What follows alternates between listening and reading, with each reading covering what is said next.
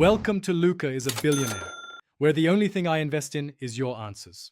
You start by confirming the essentials: Windows 10 or 11, an administrator account, and at least 10 GB free.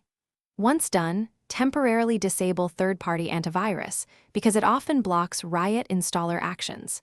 Next, make sure Windows Update is finished and Visual C++ redistributables are installed. These runtime libraries let the client launch. Now, right-click the Riot installer and choose Run as administrator.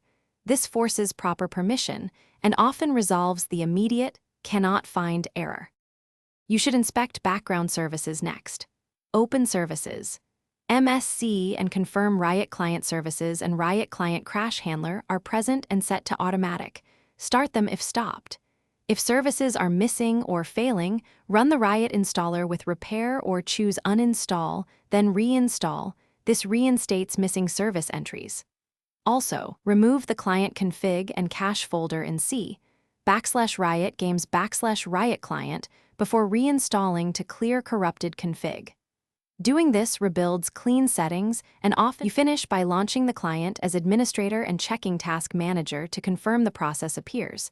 Then inspect Event Viewer for specific error codes.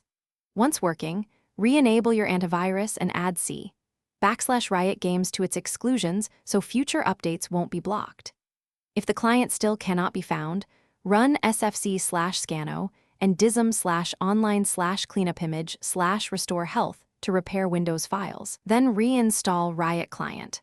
If problems persist, use the Event Viewer error code as the key troubleshooting lead. Thanks for watching and please subscribe. It's the best investment you'll ever make.